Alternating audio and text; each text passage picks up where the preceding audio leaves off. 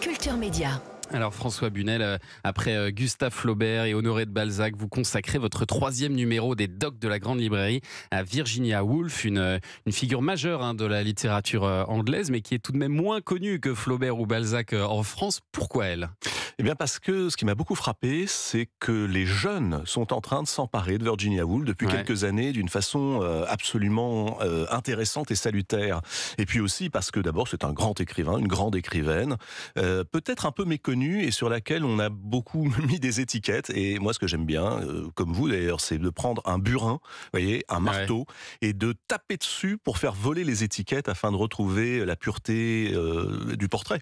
Et je pense qu'on a besoin de savoir un peu qui était cette femme, Virginia Woolf, qui a une vie incroyable. Une vie incroyable, ça c'est ce qu'on découvre dans votre doc, effectivement. Et puis ce qu'on retient aussi, alors évidemment il y a des grands titres, Mrs. Dalloway, Orlando ou Un lieu à soi, bien sûr, qui sont les grands succès qui l'ont rendue célèbre, mais elle représente aussi tout un courant qu'on appelle le roman moderne. Mais ce qu'on retient surtout aujourd'hui, c'est la figure de l'émancipation féminine.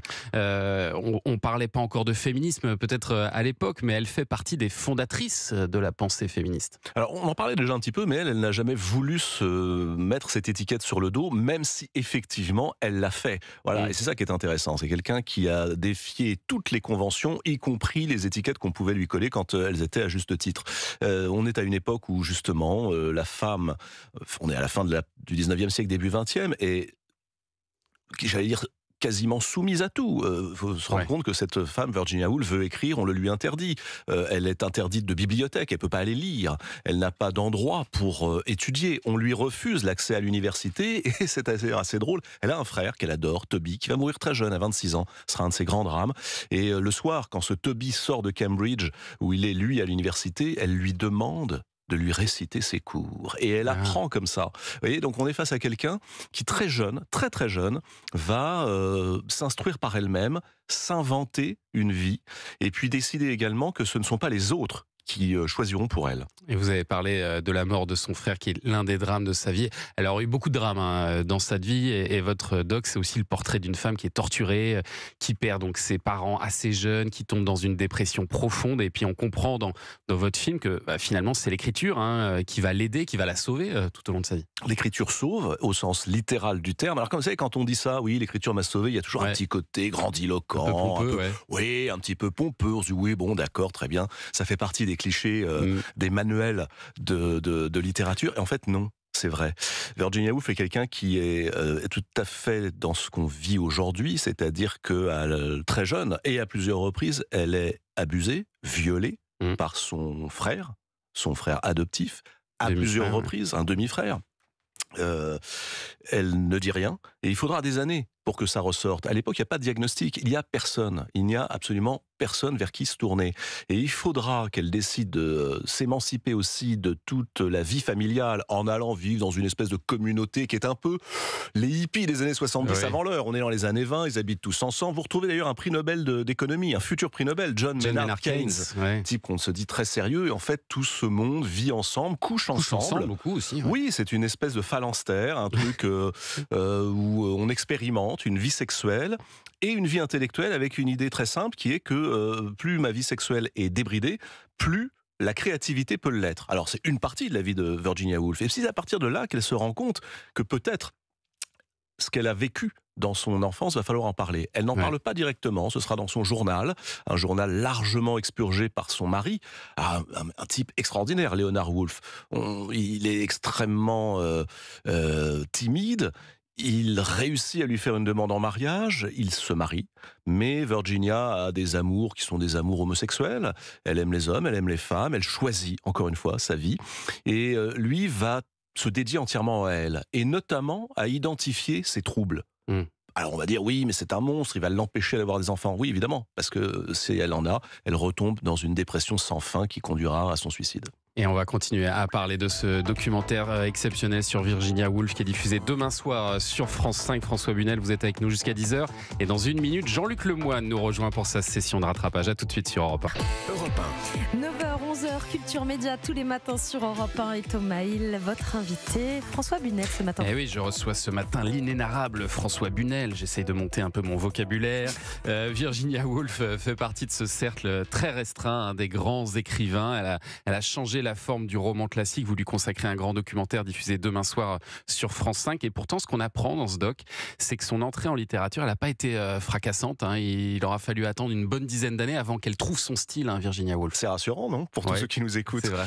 Elle est profondément humaine, très contemporaine, Virginia, parce qu'effectivement, elle fait aussi partie de ces écrivains pour qui rien n'est une évidence. D'abord, écrire lui coûtait énormément. On disait tout à l'heure que ça lui a sauvé la vie, c'est vrai, mais elle le disait, c'est difficile, c'est compliqué, c'est une ascèse, c'est quelque chose qu'elle s'impose, même si elle a une plume absolument magnifique.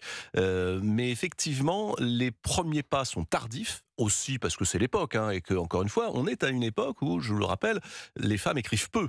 Les femmes écrivent peu pour deux raisons. Elles le développent dans un petit essai qui est devenu un best-seller, et là, Thomas, mais ça me réjouit, chez les jeunes, qui s'appelle, ce petit livre, Une chambre à soi, que Marie Dariussec, la romancière, a retraduit par Un lieu à soi. Et elle dit une chose simple, elle dit voilà, tant que les femmes seront des épouses et des mères, et qu'elles n'auront pas un lieu à elles, et pas seulement la chambre c'est la chambre à coucher, mais un lieu, c'est-à-dire un bureau, c'est-à-dire un lieu où l'homme ne va pas. Un refuge. Exactement, voilà, un refuge pour elle, eh bien la création sera compliquée. Dès que vous avez ce lieu, et c'est valable pour les hommes aussi évidemment, mais particulièrement pour les femmes à cette époque-là, dès que vous avez ce lieu à vous, là tout est possible. Vous voyez, et en écrivant cela, elle libère toute une génération de femmes qui, à 20 ans, dans les années 1920-1930, qui vont devenir ces fameuses suffragettes, qui vont devenir également les premières féministes en Angleterre, mais aussi en France. C'est un livre qui, toujours aujourd'hui, 100 ans après sa parution presque,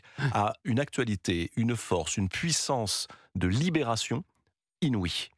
Et son style, elle va vraiment le trouver avec Mrs. Dalloway.